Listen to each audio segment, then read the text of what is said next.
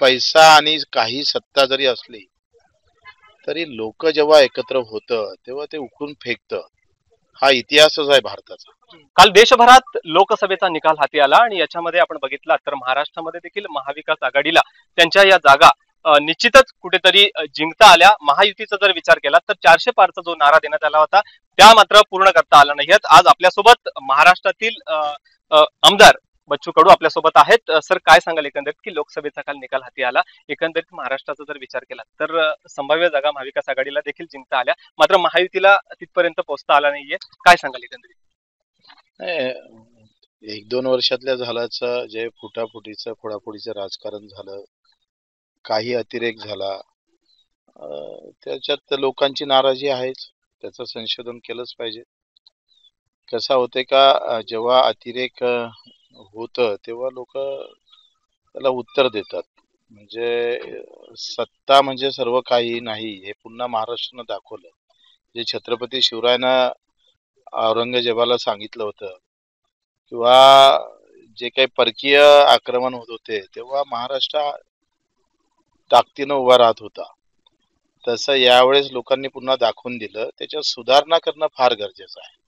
सत्ता म्हणजे सर्व काही नाही आहे. सत्तेतले काही महत्वाच्या काही गोष्टी आपण जपल्या पाहिजे.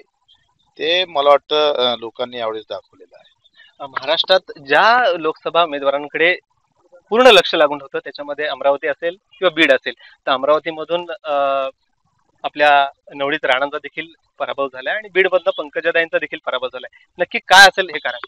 न्यायाधीशानं निर्णय चुकवला आणि अर्ज भरायच्या अर्धा तास अगोदर न्यायालय उघडलं आणि नवनीत राणाच्या बाजूने उभं राहिलं.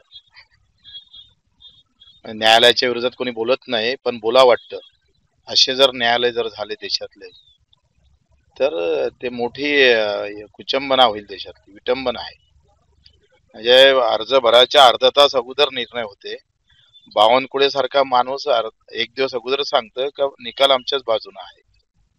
म्हणजे तुम्ही न्यायालयावर सुद्धा अशा पद्धतीनं दडपशाही करत असेल, न्यायाधीश अशा पद्धतीनं जर निकाल देत असेल. आम्ही मैदान मारलं होतं, म्हणजे मैदान आम्ही राखीव करून ठेवलं होतं आणि वेळेवर मैदान सोडण्याची वेळ आमच्यावर आणली. हा परिणाम तर आहेच. आणि अमरावती जिल्हा गाडगेबाबाचा, तुकडोजी महाराजांचा, पंजाबराव देशमुखांचा जिल्हा आहे, गुलाबराव महाराजांचा जिल्हा आहे. विदर्भ म्हणजे जिजाऊचं माहेरघर आहे. ते संस्कृती आहे. त्या संस्कृतीला तुम्ही तोडण्याचा जो प्रयत्न केला तो लोकांना हाणून पाडला. आणि पैसा आणि काही सत्ता जरी असली तरी लोक जेव्हा एकत्र होतं तेव्हा ते उकळून फेकतं. हा इतिहासच आहे भारताचा. तो पुन्हा इथं दिसलेला आहे अमरावतीत. एक प्रकारचं चॅलेंजिंग तुम्हाला त्या ठिकाणी देण्यात आलं होतं किंवा तुम्ही देखील तो एक चॅलेंज दिला होता आणि तो चॅलेंज तुमचा पूर्ण झालेला आहे, काय बोला त्याच्याकडे? कसं आहे का आमचं काही नावासोबत वैर नाही आहे, कृतीसोबत वैर आहे. त्यांनी जी कृती केली, कारण नसताना आमच्यावर आरोप करणं, काही गोष्टी मुद्दामून त्या जिल्ह्याच्या राजकारणाला किंवा त्या संस्कृतीला न शोभणाऱ्या गोष्टी करणं, त्याचा तडाखा दिला आहे. वाटते रवी राणा 3 वर्ष चूप जरी बसला असता तरी नवनीत राणा निवडून आले असते. पण प्रत्येकाला अंगावर घ्यायचं, नको ते आरोप करायचे, दडपशाही दाखवायची.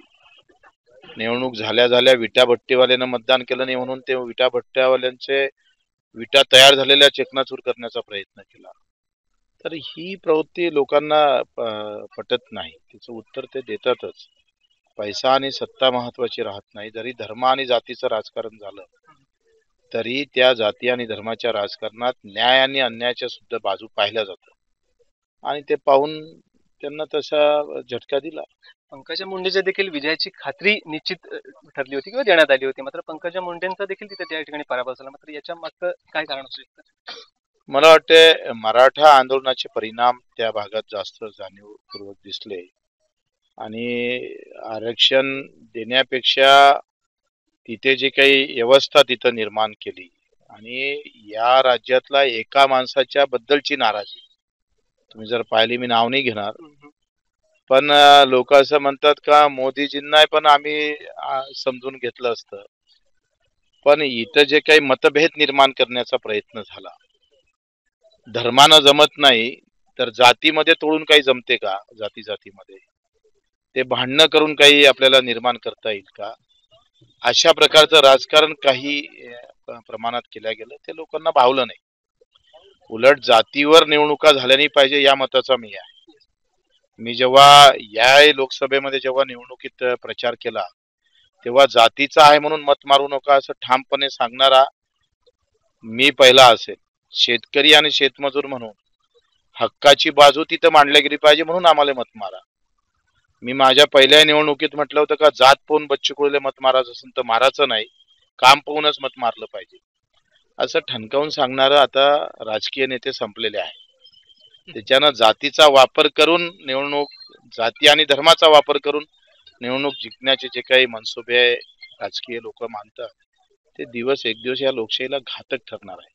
त्याचं उदाहरण म्हणजे बीड जिल्हा आपण पाहतोय.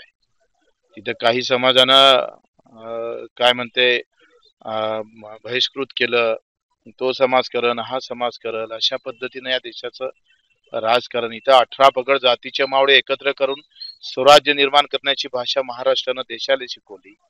तोच महाराष्ट्र जाती जातीत भांडतं याचं दुःख आहे. नक्कीच. एकंदरीत आता पूर्ण एनडीएचा आपण बघितलं तर देशभरातला आढावा तर एनडीए 300 पर्यंत गेलेली दिसते. मात्र पुन्हा एकदा नरेंद्र मोदींना संधी मिळेल का अशी देखील आता तर्कवितर्क निर्माण झालेली आहेत. काय वाटते? आता तर स्पष्ट आहे ना, 300 आहे म्हणजे झालं, संधी भेटणारच. आणि सर्वात मोठा पक्ष म्हणजे बीजेपीचा आहे सध्या तरी. काँग्रेस 100 पार करू शकलं नाही आणि बीजेपीनं 200. इंडिया आघाडी म्हणून पण आपण जर पर्सनल पक्ष जर पाहिला, पार्टी म्हणून आज आपण जसं महाराष्ट्रात काँग्रेस मोठी आहे तसं देशामध्ये भाजपा मोठी आहे सध्या. आणि काँग्रेसला अजूनही पूर्ण छेद करता आला नाही. ते तर शुकर माना का काँग्रेस सोबत मुस्लिम आणि बौद्ध समाज म्हणजे एससी शेड्यूल कास्ट सोबत राहिला म्हणून काँग्रेस नकाशावर दिसतं, नाही तर ते दिसली नसते. भांडणं तेच होते, भाजप म्हणजे हिंदू आणि काँग्रेस म्हणजे मुस्लिम आणि एससी असं जे समीकरण झालं त्याच्यात महत्वाचे मुद्दे शेतकरी, मजूर, दिव्यांग हे सगळे बाजूला पडले. एकंदरीत आपण बघितलं तर आता महाराष्ट्राची परिस्थिती बदललेली दिसते. अजितदादा पवार यांच्या गटाला देखील कुठेतरी 4 उमेदवार त्या जागा जिंकतील असा दावा केला होता, मात्र त्यांना देखील तेवढे यश मिळालं नाही. आता त्याला अनेक कारण आहेत. त्या समोरचा उमेदवार, यांचा उमेदवार, त्याच्यातली झालेली सगळी एकंदरीत लोकांना न पटणाऱ्या गोष्टी ज्या केल्या गेल्या त्या भोगावं लागतच. कसं आहे, मी असू दे का कोणी असू दे, आम्ही चुका केल्या लोक सहन करत नसतात आणि चुका मर्यादित असल्या तर सहन करतात. तर ते या सगळ्या याच्यामध्ये पुढापुढीच्या राजकारणामध्ये लोकांना नाही भावलं ते आणि त्याच्यामुळे त्याचे परिणाम भाजपवर जास्त पडले. एकंदरीत जर आपण जर पाहिलं तर भाजपला असं वाटलं का फोडफाड करून आपण गड ताब्यात ठेवू, पण ते उलट झालं आणि भाजपचा गडही केला आणि सेनापती पण गेला अशी व्यवस्था झाली. नक्कीच. तर हे आपल्यासोबत होते अमरावतीचे आमदार बच्चू कडू. एकंदरीत भाजपचं फोडाफोडीचं राजकारण आणि याच्यामध्ये लोकांची बदललेली मनस्थिती हेच याला हे कारणीभूत असू शकतं असं बच्चू कडूंनी यासोबत दावा केलेला आहे. गणेश महाप्रळकर, एबीपी माझा, रायगड. एबीपी माझा, उघडा डोळे बघा नीट.